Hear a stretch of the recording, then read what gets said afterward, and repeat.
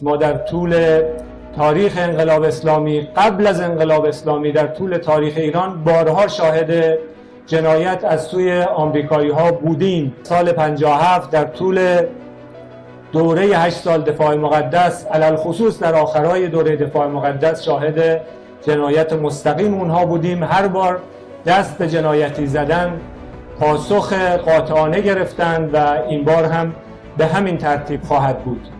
中方强烈谴责美方袭击伊朗，攻击接受国际原子能机构保障监督的核设施。美方此举严重违反联合国宪章宗旨和原则以及国际法，侵犯伊朗的主权、安全和领土完整，加剧中东紧张局势，严重冲击国际核不扩散体系。国际社会必须主持正义，为推动局势降温、恢复和平稳定做出切实努力。对伊朗福尔多、纳坦兹、伊斯法罕3处核设施实施打击。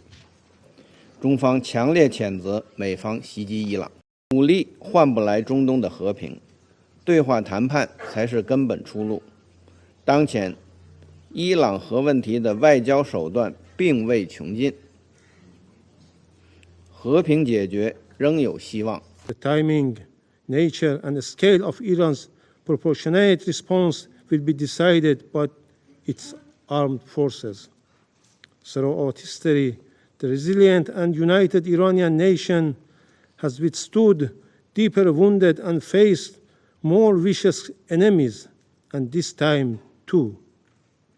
It will show its dignity, strength, and greatness to the world.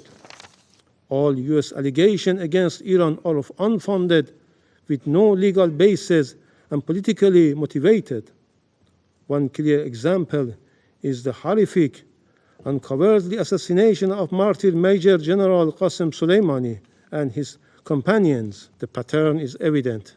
The NPT, a cornerstone of non-proliferation regime, has been manipulated into a political weapon.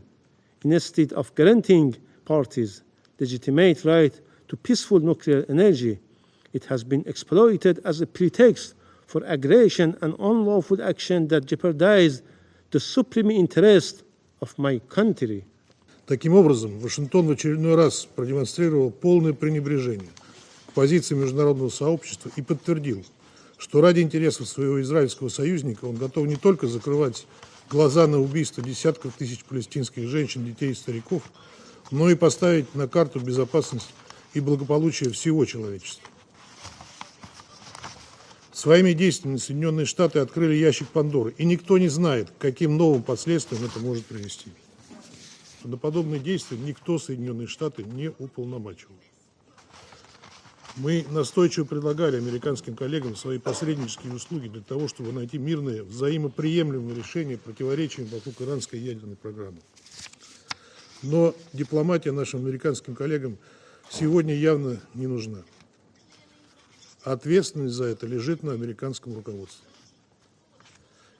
Тем более, что руководство США не просто публично признало свою ответственность за эти действия, но и бравировало ими, демонстрируя полное пренебрежение к нормам международного права и Уставу ООН, резолюциям Совета Безопасности, включая резолюции 487 и 2231.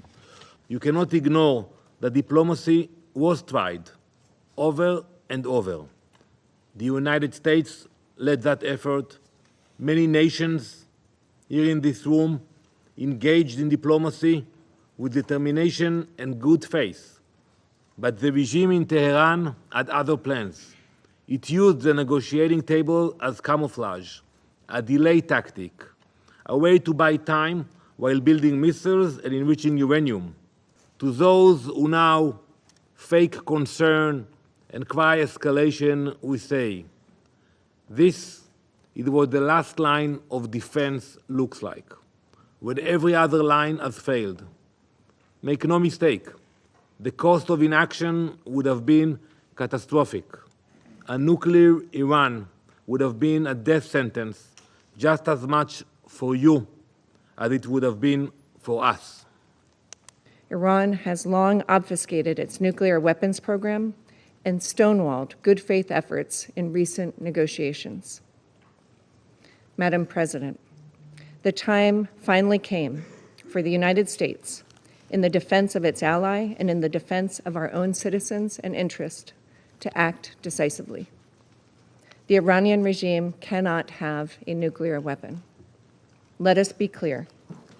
Iran should not escalate.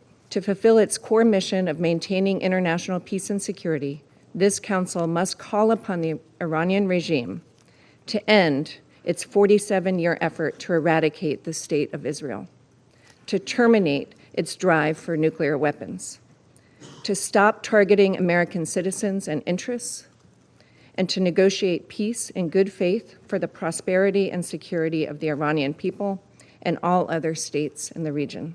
Prime Minister has said that he believes that the Fordo nuclear facility was, quote, very badly damaged by those U.S. Strikes in the early hours of this morning here. But he made clear that the extent of the damage is still being assessed. And we heard similar comments as well from the Israeli military's top spokesman, saying that the military's intelligence units are continuing to pore over information to assess how badly damaged those facilities actually were. And this will, of course, determine whether or not the Iranian nuclear program was set back for a period of time or whether it has truly been destroyed as it currently stands and would need to be rebuilt from scratch should the Iranians choose to do so. We've also heard from the IAEA, the International Nuclear Watchdog, which also noted that it has seen satellite imagery of damage to the Fordo facility, but could not at this stage assess the extent of the damage to that underground facility.